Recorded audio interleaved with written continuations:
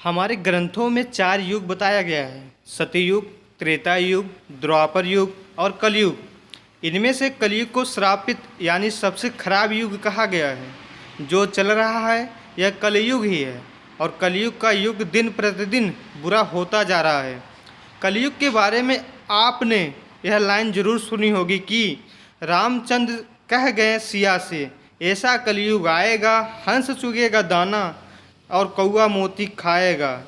कलयुग के जानने से पहले बाकी 3 युगों को थोड़ा सा जान लेते हैं। सतयुग, सनातन धर्म का सबसे पहला युग सतयुग है, जिसे सत्य का युग भी कहा जाता है। पुराणों के अनुसार सतयुग काल 17,28,000 साल बताया गया है। सतयुग में धर्म के मुख्य 4 स्तंभ थे: तप, सत्य, शुद्धि, दया। इस युग में इंसानों की लंबाई 32 फुट हुआ करती थी। सतयुग में इंसानों की आयु भी काफ़ी ज़्यादा हुआ करती थी।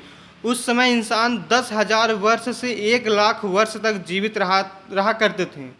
सतयुग में पाप की मात्रा शून्य थी। सतयुग में जितने भी लोग थे वह सब के सब पुण्य आत्मा थे। राजा हरिश्चंद्र की कहानी आप सबने सुनी होगी। सदा सत्य के मार्ग पर चलते रहें। उन्होंने सत्य के लिए अपना और अपने परिवार के बलिदान भी दे दिया था। अब बात करते हैं त्रेता युग की। सनातन धर्म का दूसरा युग त्रेता युग कहा जाता है। इस युग की काल अवधि 12,96,000 वर्ष थी। इस युग को रजत युग और बहुत से लोग सिल्वर एज के नाम से जानते हैं। इस युग में धर्म के 3 स्तंभ थे: सत्य, शुद्धि, दया। त्रेता युग में मनुष्य की लंबाई 21 फीट की होती थी और आयु लगभग 10,000 वर्ष थी। त्रेता युग में समाज वर्णों में बंट गया था। समाज ब्राह्मण, क्षत्रिय, वैश्य और शूद्र वर्ण में अस्तित्व में आ चुके थे। इस युग में लोग अपने कर्तव्यों का पालन करते थे, लेकिन उनके अंदर लालच और ईर्ष्या की भावना ने घर जमा बना लिया था। इसलिए त्रेता युग में पाप की मात्रा बढ़कर 25% और पुण्य की मात्रा कम होकर 75% हो गई थी।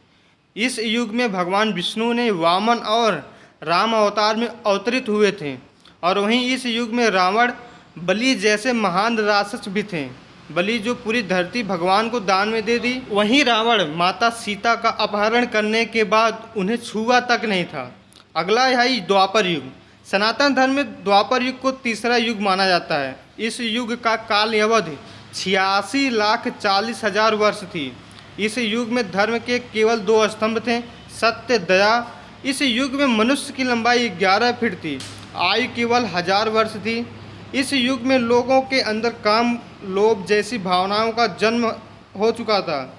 इस युग में पाप की मात्रा बढ़कर 50% और पुण्य की मात्रा कम होकर 50% हो गई थी। इस युग में आधे मनुष्य पापी और आधे मनुष्य पुण्य आत्मा के थे। इसी युग में सबसे बड़ा युद्ध महायुद्ध हुआ था, जिसमें एक स्त्री को हमारे समाज में लज्जित भी किया गया था।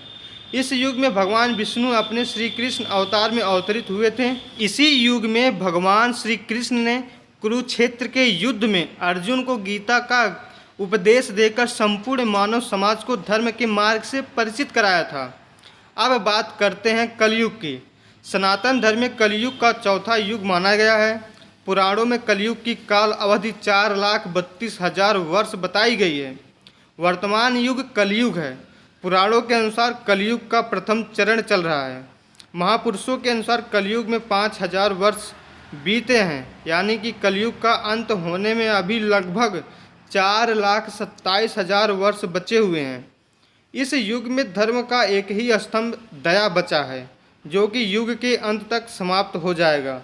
इस युग में पाप की मात्रा बढ़कर 75% और पुण्य की मात्रा घटकर 25% बताया गया है। इस युग में इंसान की लंबाई 5 से 6 फीट और आयु 80 से 90 वर्ष बताई गई है। साथ ही साथ विष्णु पुराण में यह भी बताया गया है कि जैसे ही कलयुग का अंत नज़दीक आएगा, मनुष्य की आयु सीमा घटती जाएगी। लोगों में एक दूसरे के प्रति संपूर्ण और सम्मान की भावना समाप्त हो जाएगा। रिश्तों का महत्व नहीं रहेगा। पति और पत्नियों एक दूसरे के प्रति ईमानदार नहीं रहेंगे। विश्वास क्या है लोग भूल जाएंगे।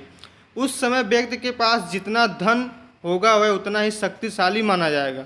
जिनके पास पैसा होगा उन लोगों को ही विद्वान और धर्मात्मा कहा जाएगा। वर्तमान समय जिस तरह धरती पर अधर्म और पाप बढ़ रहा है, उस हिसाब से देखा जाए तो यह सारी बातें सच होती नजर आ रही हैं।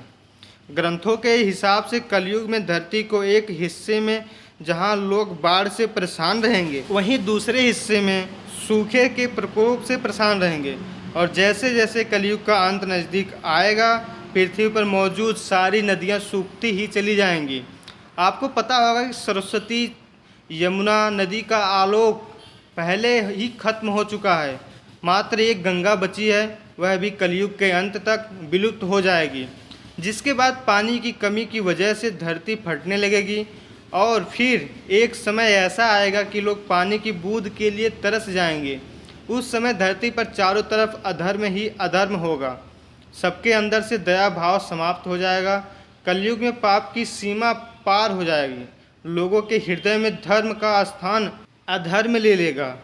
तब धरती पर दुष्टों के संहार के लिए भगवान विष्णु अपने कल्कि के रूप में अवतार लेंगे। भगवान विष्णु का यह अवतार कल्कि अवतार 64 कलाओं के से मुक्त होगा। उस वक्त वह सफ़ेद घोड़े पर सवार होकर संसार से पापियों का विनाश करेंगे। एक हाथ में तलवार होगी और दूसरे हाथ में तीर कमान होगी। कल्कि भगवान सारे पापियों को संहार कर देंगे। उसके बाद शुरू होगा सतयुग। इस प्रकार चलता रहेगा सतयुग, द्वापर युग, त्रेता युग, कलयुग। यह सारी बातें हमें भी सोशल मीडिया के माध्यम से पता चली हैं और हमने रिसर्च करके इन सबको आप तक शेयर किया है। यदि हमारी बताई हुई जानकारी आपको पसंद आए तो वीडियो को लाइक, शेयर और कमेंट करना ना भूलें। जय हिंद, जय भारत।